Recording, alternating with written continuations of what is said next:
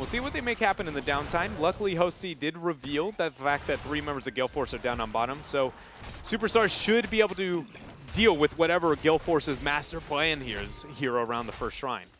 This is the first time that we have had a Thrall that does not spec into the Frostwolf pack at level 4. Instead, Fan went for Mana Tide. So not only being able to get some mana off of Frostwolf Resilience, but also has some basic ability cooldown reduction. We'll see what other kinds of abilities he wants to get. Perfect drag once again from Michael Udall. Arrow will go down. Hook hit Fan, but he is just fine with all of the self-sustain that he has. Fan gets hit by the hook, which gets him in position to have the final blow. Granted, he was dead no matter what. Fan just walks in, throws the hammer down, drops the spray, and he's like, thanks for the kill. Now we're going to go ahead and take ourselves the very first Punisher. Oh, man. Well, I wonder if not having Frostwolf pack will influence what we see at 16 from Thrall. There are some other possibilities there. I really like the Chain Lightning talent there that gives you the increased slow as long as you hit it on different targets every other time. So we'll see if we still get Alpha Wolf later on as a way for him to deal a lot of damage to the front line, especially Stitches. First Punisher here moving in, but again, it's a weak objective. It's just more of what can Gale Force make happen. They've gotten the front wall. It's the second one here for them in this game, and the reasoning as to why they are so far ahead in those experiences. And, you know, the kills, they help a little bit as well, and now they cycle up onto top. Immediately, they determine what they want to get out of an objective. Drag. I don't think they can do this, can they? They did. Oh, yeah. Mike was even low. He just pops his essence, is like, I got this, boys. It's just that what they're doing in every decision, it just feels like before it even actually happens, they go, what can we get in this type of circumstance? They try and enable that to happen. And then once that goal is achieved, they determine whether or not they actually misjudged, and if so, gain more or less. And if not, it's like on to the next thing. Right there, it was take out the front wall, and immediately they're like, can we get a kill on Stitches? That happens. When that stops, they back out, and they're like, now we're going to take the camp and get pressure out onto the map. They just are not letting up, and I am pretty confident that if they keep this tone up that this game might be over before the 20-on-20 even is a realistic option. And though Shrines is probably the most dependable map for that, Gale Force is looking to end it way before. Yeah, Superstars are going to need to hit their heroic abilities and make a play with them very quickly. They do have a lot of options. If they are able to hit Horrify, and Shrines are a great place to make sure that you can hit the big Horrify. Then with Touch of Death, Malthael can try to make sure that Ancestral Healing is not there to save whoever their kill target is. You have Malthael jump on top, you have Genji jump on top, you have Twilight Dream too.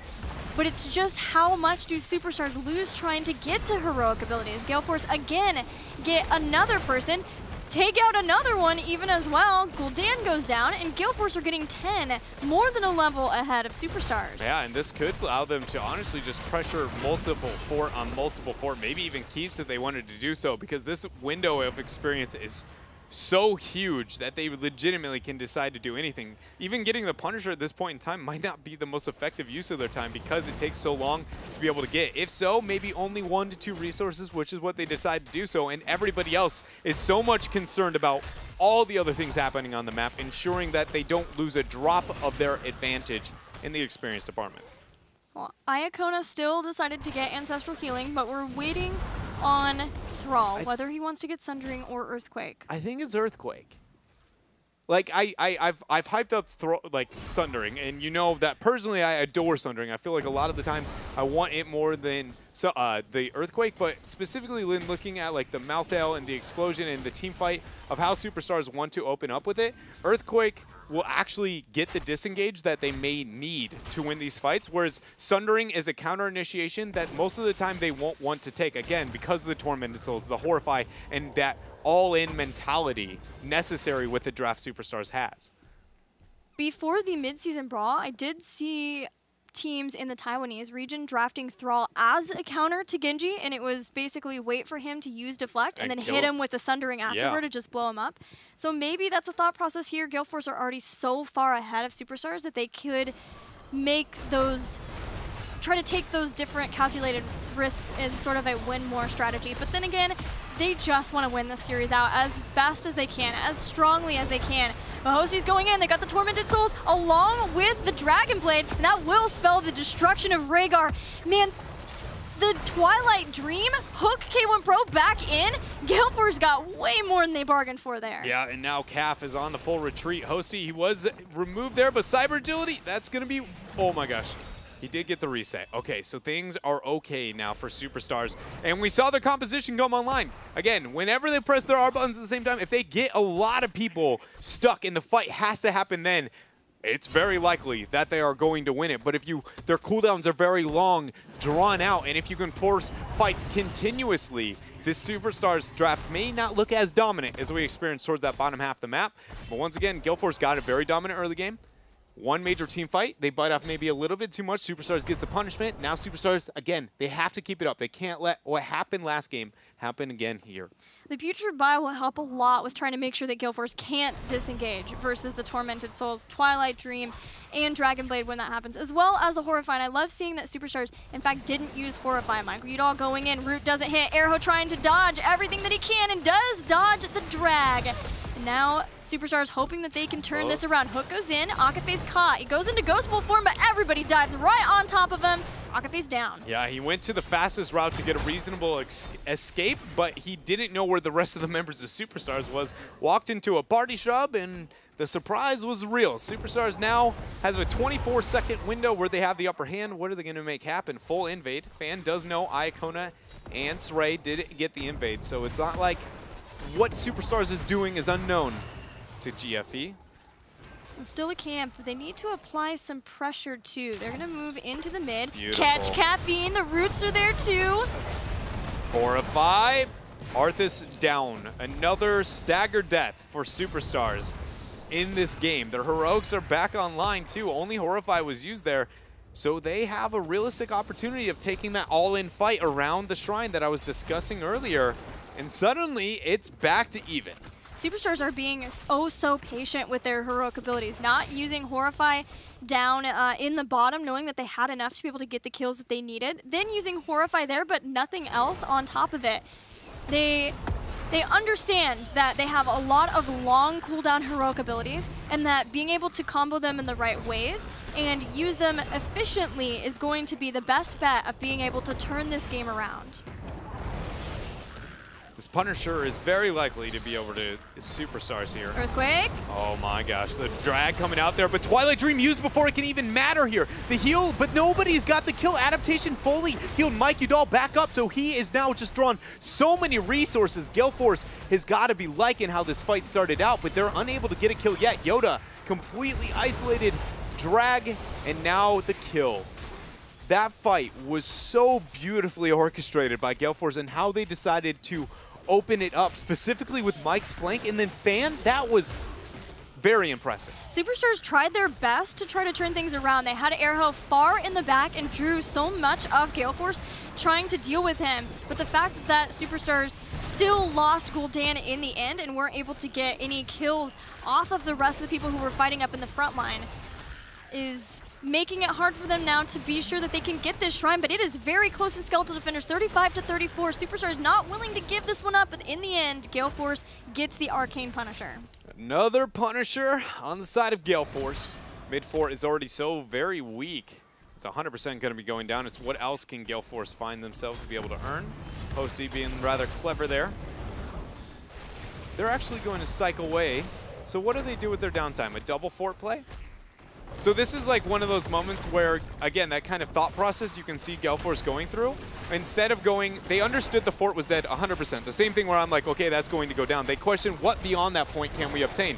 Is that keep front wall worth it, or is the lack of this top fort going to be able to outweigh that? In the experience argument, the answer is the mid keep was better, yes, but they aren't struggling in the experience aspect of this game. They want to be able to manipulate this map more effectively, and it all started with that rotation up top. Again, beautiful decision-making from Gale Force. Stray popped the Putrid Bile, so ideally Superstars would like to be able to get somebody from this, but they understand that at the same time they're not 16, so they were hoping that they could at least get a hook on someone onto the Bile and then have the root follow-up from Iacona. At least get a kill so that Gale Force wouldn't all be able to disengage. Oh, Hosty finds a lot of the members of Gale Force, and Fan once again with the perfect flank now kills Iacona. Yeah, and Iacona not dropping the Twilight Dream. Horrify was used to try and save Urho here, but stuck between all 5 members of Gale Force eSports. He did a lot of damage, But in the end, he is going to be the one dying. Now another camp given over to Gale Force. Just unstoppable, it seems like, at this point. 16 is going to be really nice for Superstars. They'll have Pulverize for the slow, but also Ruinous Affliction on top of that. And Echoed Corruption is just about done. He needs 10 more stacks. You just have to get to that point without losing too much. And then, of course, Malthael likely will get Memento Mori here, but could also try to get Soul Collector if he wants to have that increased sustainability in the backline, as we have seen Airho trying to make the flanks for the team to be on the backline and distract some of the members of Gale Force while the rest of them deal with the front. You know who would be a really cool, because like the flank target, or the flanking aspect of fights for Superstars makes sense. Again, it's all on how they ideally want fights to unfold. One really cool flank target, which is extremely high risk, but possible due to the lack of hard CC on the side of Gale Force eSports, is Malf. And I know you hear about the idea of a Malfurion flanking and you go, nope, 100% nope. But this fight, if it happens when everybody is targeting the Malf and he can buy any time with the Ice Block, and then once everybody unleashes all their heroics, you drop it and then use the Twilight Dream after, it's actually a very hard strategy to deal with, because otherwise the Malf is walking into your backline and just going, I'm going to one-shot you. Your biggest fear is going to be who? Thrall can't stop you from Twilight Dreaming. Greymane can't stop you from Twilight Dreaming. Rhaegar can't. Arthas can't. Only Dahaka's drag, and you should 100% be able to drag or block that with your Ice Block. Like, it's an actual thing that they can get away with, and it will help them, but it's very difficult and something that they may keep relying on Urho, you know, with that Malthael to try and make happen. Well, the way that Gale Force has been approaching these fights is always flanking in the back. They're doing it again here, but with the Thrall and with Dahaka. This time, though, they blow up Srey before Superstars can fully get into the fight with all 5 of them, and Genji goes down too. We're going to have a pause quickly in the game. Gale Force eSports here having a moment as something seems to be going awry. Hamsters in the, you know, toaster not running quick enough here. Maybe. We'll get them some lettuce and make sure they get back to work. Do hamsters eat lettuce? I don't know, and I knew you were going to ask me that. The problem is that I get too curious about everything in life. So when I don't know something and you very much know more than me, because I don't know the diet of a hamster, I'll be like, is that true? So just 100% expect me to ask the noob question if I have no idea what the heck is happening. I've never had a hamster. I had a hamster, and maybe the reason I don't have the hamster is because I don't know whether or not they eat lettuce. Because I had one when I was young, and I don't have one now. That took a morbid turn. Let's get back into the game. I don't even know how to segue that one. Nope. No, there's no saving it. I had like your hamster. I had like a bad, wow, sick burn. Ancestral's dropped. Malthael ripping through the health bars of Gale Force. If they can get this around, they don't have a Genji though. Look at him! For the reset. And everyone looks to survive. Yoda, there's, he missed. There's one. All right, so 3 for 2. Drag, Ice Block, avoided, Kona, run! Dodge the Feral Spirit. Now, dodge now. It's always around that choke. Did. He's a legend. Hindering Moonfire, throwing it away, making sure to seal the deal. You saw that sidewall, and that's where I was calling it the juke, and that's where we've had this conversation many times. I always, you know, panic every time somebody moves around that corner, but luckily, Iacona, fraction of an inch out. He survives. 4 skeletal defenders. Malf throws down a Scowling Drone. You know he wants to throw out the Moonburn. Yoda, though, goes in. Oh, my. He got him. He did it. At least mission was completed out of that. You know, sacrificing him. Hostie's back in. And Akaface might be out. He was trying. Threw down the healing totem. Had the heal as well. Superstars have a moment with this Punisher. They are still vastly behind Gale Force eSports in experience, in kills, in structures, but they at least have been able to get a Punisher to try to do some damage to the structures of Gale Force eSports and catch up in a lot of those regards. Look at this flank from Calf. And Mike. They're just going to start the fight and say you cannot walk away from it. Mike falling pretty low there. There goes the Earthquake from Fan. He has Dragon Blade back up if they want to go back in this, but the drag pulls Iacona out of Twilight Dream. Srey is going to likely go down. He used Devour to get some time. Now Airho and Hostie have been caught trying to decide if they were going to go back in and help out their teammates. Airho gets hit by the drag as well as the Feral Spirit, and he'll go down to Superstars.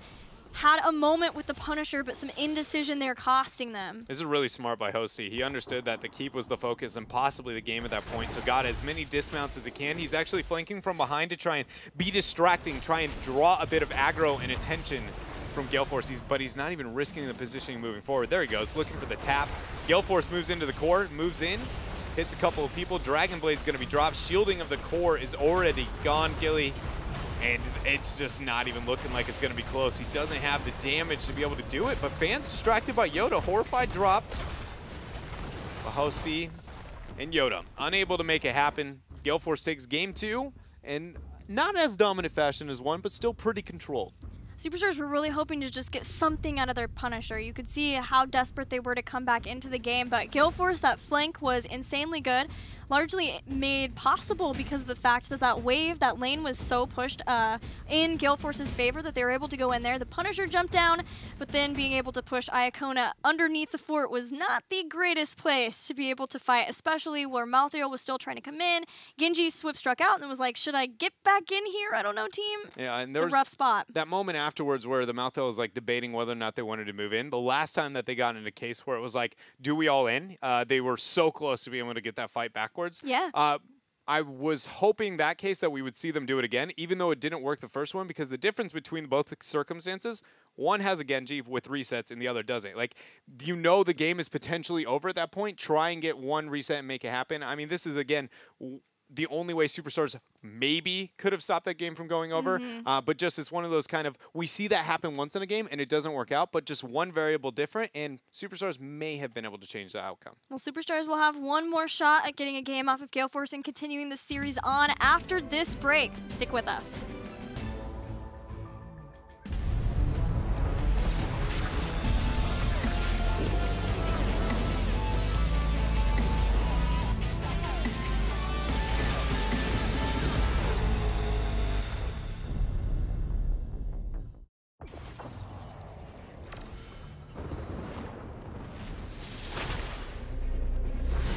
Experience has taught the Protoss that when we do not fight together, we die alone.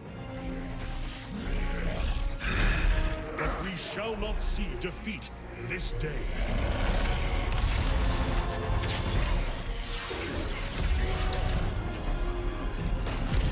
For we stand as one. Our differences will not divide us, but make us stronger.